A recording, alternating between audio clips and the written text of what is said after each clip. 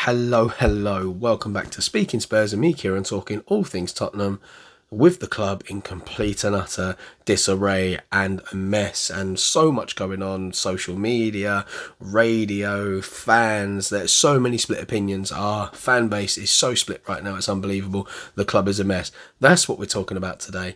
If you haven't done so already, please subscribe to the channel, help it grow. Don't forget to support it with a like, and definitely leave your comments below, because the fan base is so split on this, whether Conte was right, wrong, whether he should stay, go, which manager should come in next. Is it right to leave someone like Ryan Mason to run the team for the rest of the season whilst we've still got the opportunity to finish in the top four? That's what we're discussing today, so I'll jump into it. And this is the first video that's coming out since Conte's outburst. I didn't do anything after the Southampton game because of that. I wanted to see how it all went, because after the Southampton game I was already pretty mad myself. Then Conte's interview came out, and I didn't want to talk about it whilst the emotions were running high within me. And I think that's the best way to do it. For views, it would have been great to put a video up straight away, but you know what I'm like. I like to get a more rounded view on things before I come out and say stuff. And at first, not a lot of players come out and said anything. We've had a few come out and say some stuff now. Not many. It's been very quiet still. But look, the decision, and I'm recording this video at just before midnight, and we're still on Wednesday right now. We're still on the 22nd. So, we were told the decision would be made on Wednesday. The club was saying 24 hours, 48 hours. Then they said Wednesday. We were never going to find out either way on the Wednesday. It just means the crisis talks were going to be ongoing till Wednesday, and they would try and come up with the answers to whether Conte was going to continue as Spurs manager, and if he was, iron out the problems of how we can move forward as a club. So we were never going to find out. It was always going to be after that. So we may hear something tomorrow, we may hear something Friday or the weekend. International break is a perfect time to make a managerial change. However, this international break comes very late in the season whilst we're still in the running for a top four spot. So, lots of manager talk. Ryan Mason ready to take the reins at any point till the end of the season. So let's talk about it from the beginning. Genuine excitement within the club when we managed to land Conte at the second attempt back in November 2021. The first time we actually spoke to the Italian in the summer of that year, we weren't able to find common ground. Conte, and this is the funny part, Conte did not believe the club had the same ambition as he did to win the top prizes, and Tottenham felt that his demands could end up being unrealistic and unmanageable. And here we are all that time later, and this is exactly what has happened. He doesn't feel the players have the ambition, and he's come out of his outburst because it's become unmanageable. So all his main concerns before he took the job, the first time he turned it down, are coming to light. So the two parties at the time went their separate ways. And then Fabio Paratici managed to convince Daniel Levy that Nuno Espirito Santo was the right man. Daniel Levy didn't want to bring him because of his style of play at Wolves, but Paratici cleverly showed him footage of when he was manager of Valencia and showed some of the attacking football that he had then. The Portuguese was appointed, but within months he was gone. The football was dreadful. The fans were calling for his head after he quickly showed that his promise to make us proud was a hollow one. And then luckily there were no big jobs up for grabs at the time that we sacked Nuno, and Conte was convinced, mainly because he wanted to get back into football. None of the big teams were needing a manager, so he wanted to get back in as quick as he could into the game he loves. And then he rejuvenated Tottenham over time. You know, a team that was built for other managers in Jose Mourinho and Nuno Espirito Santo. And we went on a great run. We finally got a fully fit squad with 15 games left to go in the season. Went on a great run that saw us get fourth spot and the return of Champions League football. But the season didn't go to plan, did it? The cups, dreadful. Champions League, gone. The football itself has been boring. But somehow we're still in the hunt for a top four finish. That either tells you how rubbish the rest of the clubs around us have been, or that we're actually having an okay season, but because the style of football that we're playing is not great, it makes things look worse. And obviously the Arsenal being at the top of the league isn't helping the matter whatsoever. And, you know, this has been ongoing for a while. Conte's press conferences, I've always said, I find really boring and really frustrating. And maybe this is why, because he's wanted to be more honest, but has felt like it maybe wasn't the right thing to do. And, you know, so the rant finally came after the Southampton game. He completely blew up. You've all probably heard several times, you know, what's gone on. So I'm just going to pick a few key things out from that. That he said was, I see selfish players, I see players that don't want to help each other and don't put their heart before today. I prefer to hide the situation and to try to speak, to try to improve the spirit, the situation with the words. So he's saying there, I've tried to stay as positive as I can, and that obviously isn't working. He then said, don't forget that in the FA Cup, we lost to Sheffield United, who played with young players. We were able, with a strong team, to be dropped from the FA Cup, and then a lot of situation. I repeat that we are not going to improve, and I am not speaking about tactical aspect or the technical aspect, about being a team, being a team, being a team. And he said this a lot. About being a team. It's the most important thing. To understand that we play for the badge, we have to play to make our fans proud of us, we have to play to show desire, the fire in your eyes to win. I can tell you in this moment is really, really low, and I see only 11 players that play for themselves. And then he was asked about, you know, why, and he said, well, why? Because they are used to it. They're used to it here. They don't play for something important, yeah. They don't want to play under pressure. They don't want to play under stress. It is easy in this way. Tottenham's story is this: 20 years, there is the owner, and they have never won something. But why? I mean, we have won something. We won one measly cup in that time. He said the fault is only for the club or for every manager that stay here. So I think this bit is the bit that was misinterpreted. If you just, the way he said it was very passionate at the time, but I think what he was saying, the fault is only for the club or for every manager that stay here. I think he's asking that as a question to say, are you saying that it's only the fault of the club and the managers? He said, I have seen the managers that Tottenham had on the bench. You risk to disrupt the figure of the manager and to protect the other situation in every moment. So I think in that bit, what Conte was actually trying to say is you're only blaming the club and the managers. Like, where's the blame on the players? You know, a lot of these players are the same players that were there under Poch, Mourinho, Nuno, and now Conte. So at some point, it can't be all of these managers weren't right. There has to be some blame on the players, and I think that's what he was trying to get across. And then from that, a number of Tottenham senior players are believed to be asking for the immediate dismissal of Conte following his tirade, as they feel their head coach threw them under the bus. I mean, to be fair, their own performances have been throwing them under the bus. And it's crazy because this squad, and there are a lot of fans out there that will tell you players like Eric Dyer, Emerson Royale, Davies, Perisic, Sessegnon, they will say these, some people will even throw Hoiberg in there, saying they're not good enough to play for Tottenham Hotspur. But these are the same players that are able to beat Manchester City, to win an important game against West Ham, to put in good performances against teams like Liverpool. We've beaten Brighton already this season. So these are the same players. You can't say they're not good enough, because in games in the Premier League up against the elite, they seem to pull it out the bag. It just comes down to consistency, cup performances, and we actually perform badly against the teams down the bottom of the Premier League. There seems to be this thing in their head.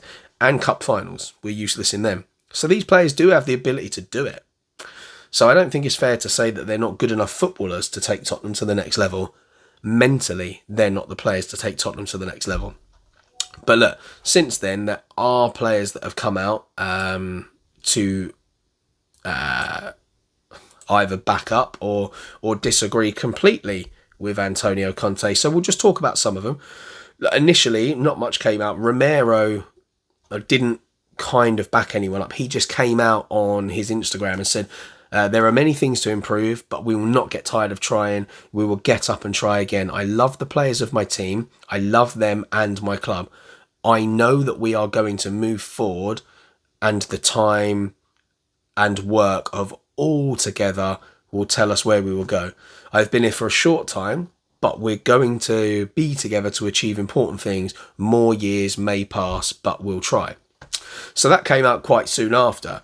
He didn't actually address Conte in any way, but he's speaking about loving the players, loving the team, loving the club. So that's him initially saying, hey, you've said we're selfish players. I'm not one of those. Pedro Porro then came out and said, happy for my first goal in the Premier League, but sad for the result. It was not the result we wanted. We have to stay together, Tottenham. That one doesn't really say too much. Former Spurs player Matt Doherty has come out, and this is an interesting one. This might give Conte a little bit of money in the bank, shall we say. He said, I hope he stays for a long time at Tottenham, an unbelievable coach and manager. He won't say anything in the press that he won't say to his players. He's completely honest with his players and he has the passion for the whole club. So for me, I hope Tottenham stick by him and hold on to him for as long as possible, as he's one of the best managers of all time. Now, the reason this statement is quite important is because Doherty is a player that under Conte was in and out of the side completely. He picked up that good bit of form at the end of last season.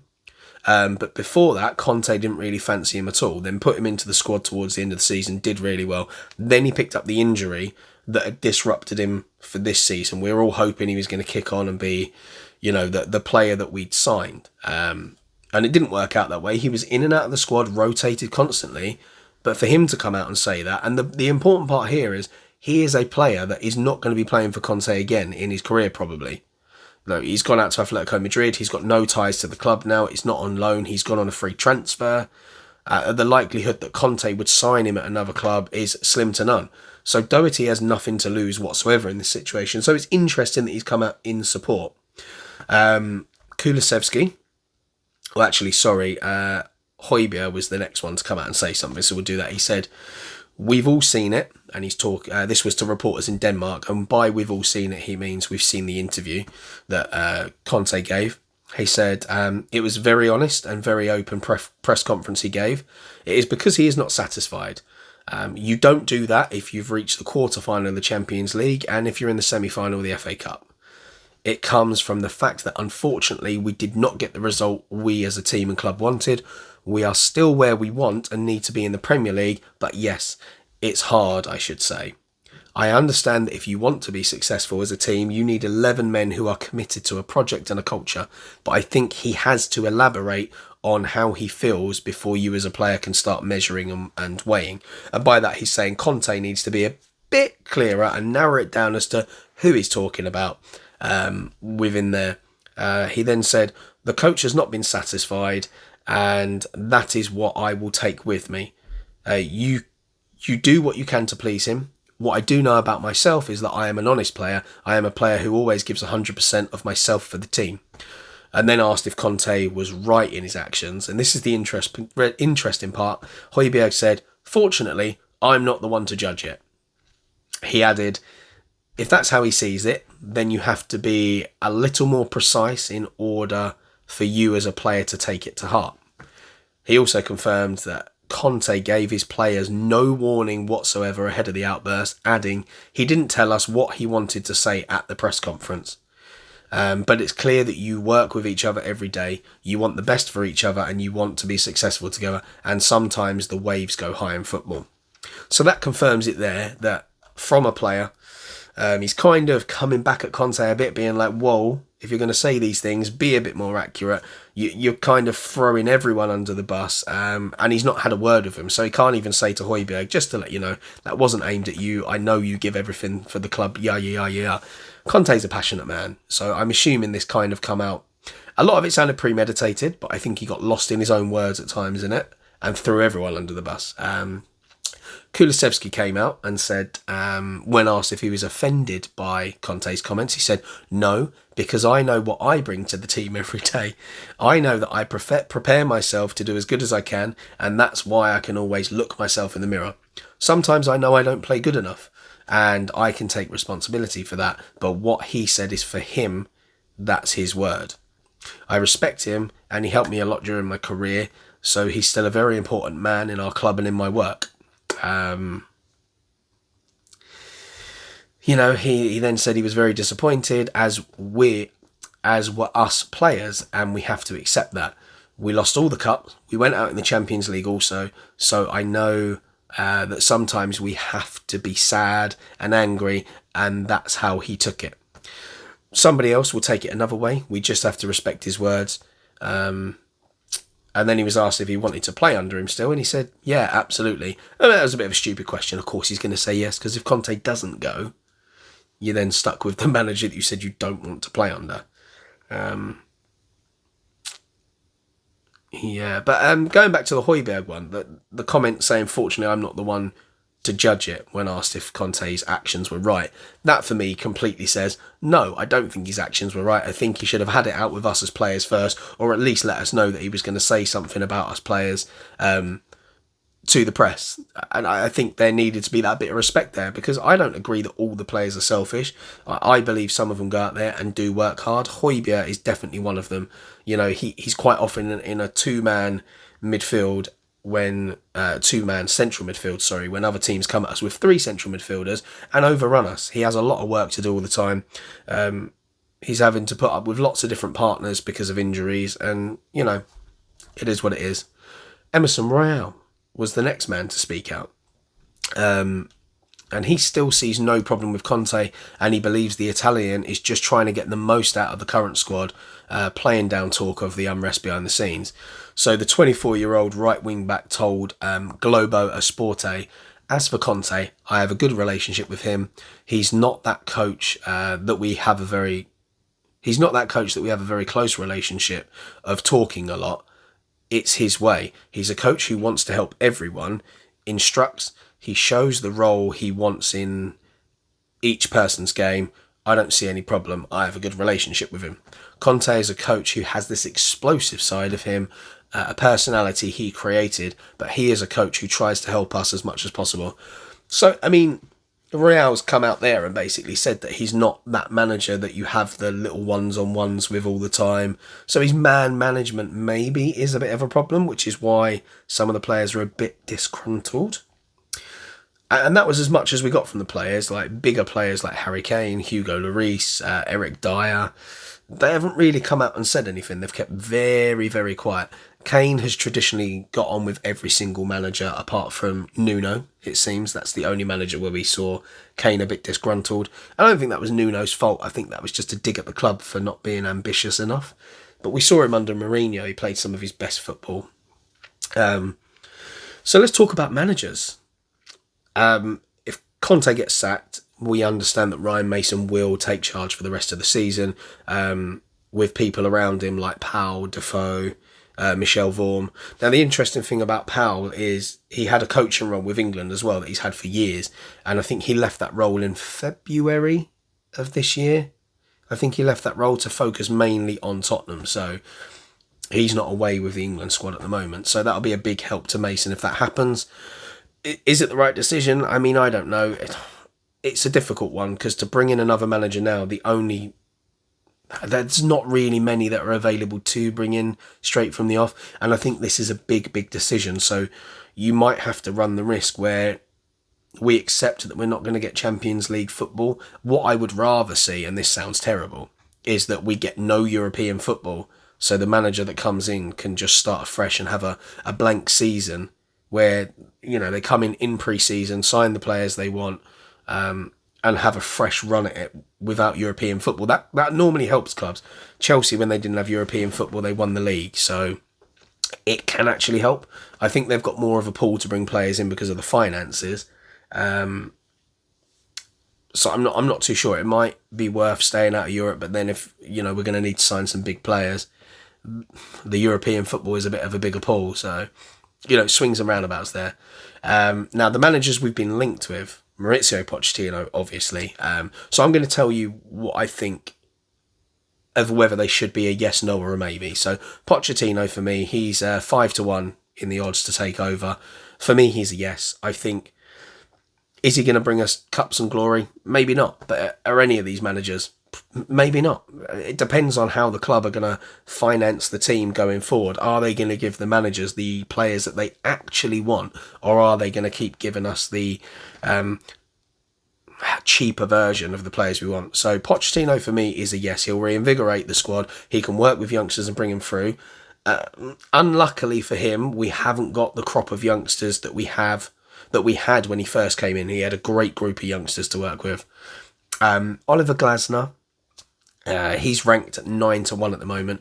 I don't actually know too much about his career. I'd have to do a bit of research before the next video to really talk about him as a manager. He's not someone we've really been linked with before, so I'd have to do some work and dig in there. So for me, he's just a question mark. I can't rule him out.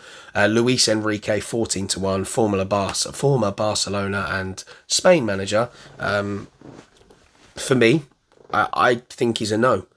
It would be a similar situation to Mourinho and Conte. He's obviously been an international manager where you get the pick of every single player in your nation, and Barcelona, a team that have got funds or had funds to attract the best talent around, and he's worked with great players. So he's another manager that is used to, you give me who I want and I'll work with it. And I can't remember who it was, but I think one of the Man City players came out and said that he's actually tougher than Pep Guardiola. He doesn't take any crap. And we know Conte doesn't take any crap. So I think for the squad, probably not the right man to take us forward. Marco Silva, I've put him down as a no. I think he's a decent manager and I think he can do good things. But I'm not convinced he might be. He might be ready for Tottenham, but I'm not overly convinced by him. Thomas Tuchel, another former Chelsea manager. I've put him down as a question mark. Look, I think he's a decent manager. Do I think he's right for Tottenham? Again, I'm not 100% sure. The next one, Vincent Kompany.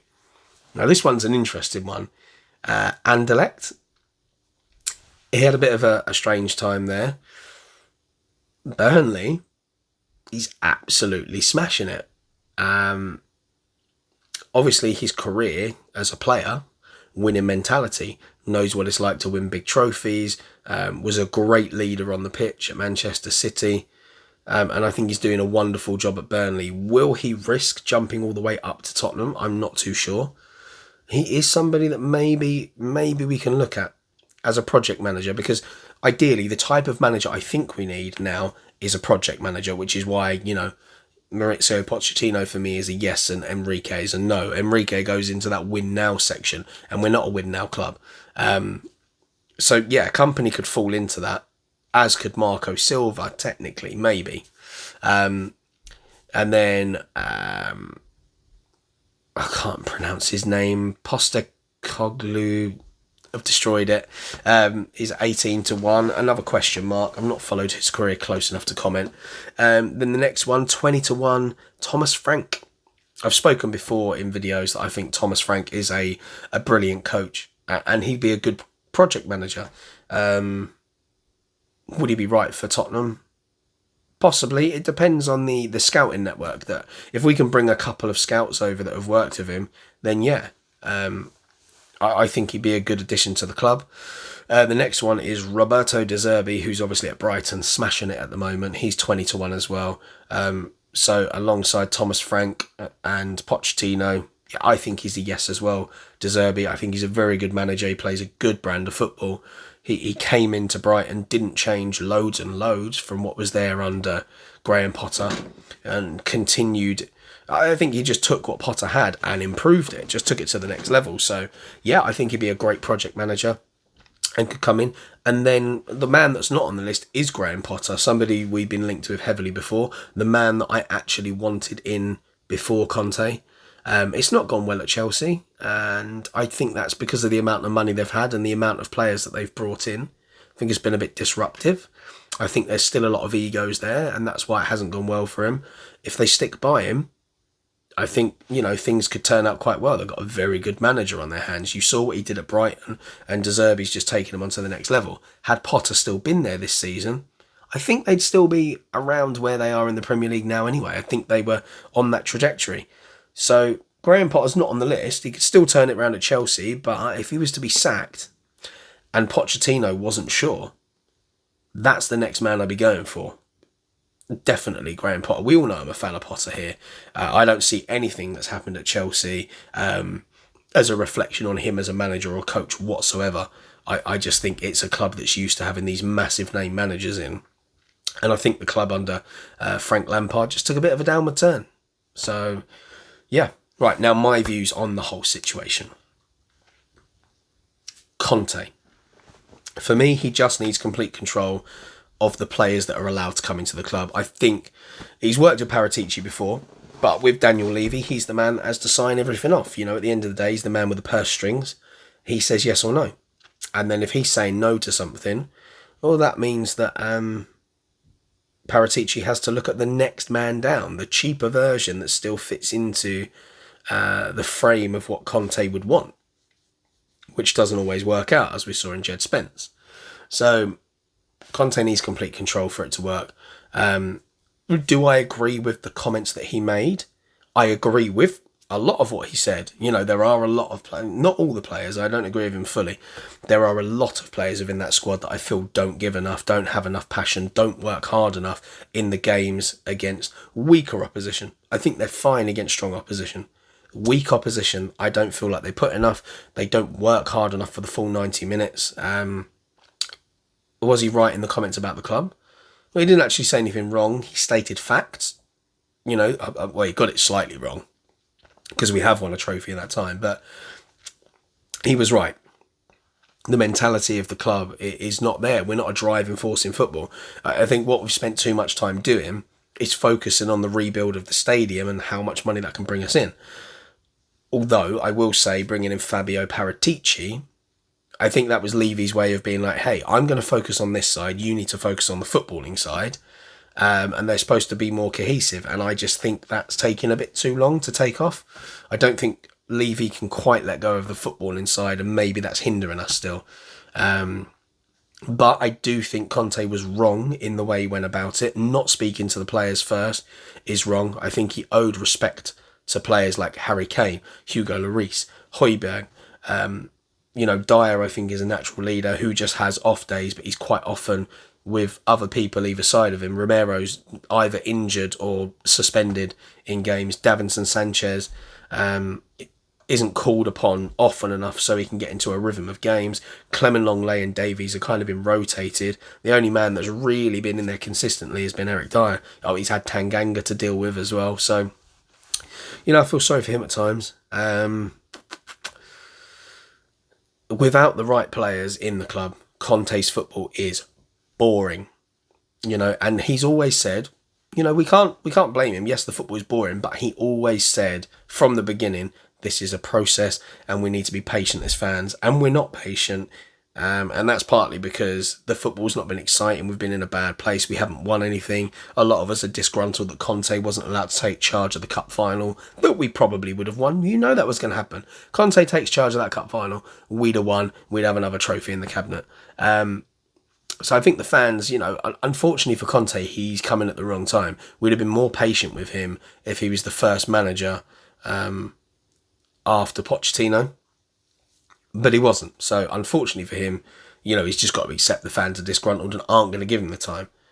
But if the football was more exciting, as I've said in previous talks, then we might have been a bit more forgiving because we're seeing something on the pitch to get excited about. You know, not getting the results whilst playing bad football, it just means you've sat there for an hour and a half. Well, you know, 2 hours, 2.5 hours with build up and half time, watching a boring style of football to still not get the result. But if you've played an exciting brand of football, at least in the game you've had ups and downs, you know, where you thought, we can do this, and more goals and stuff.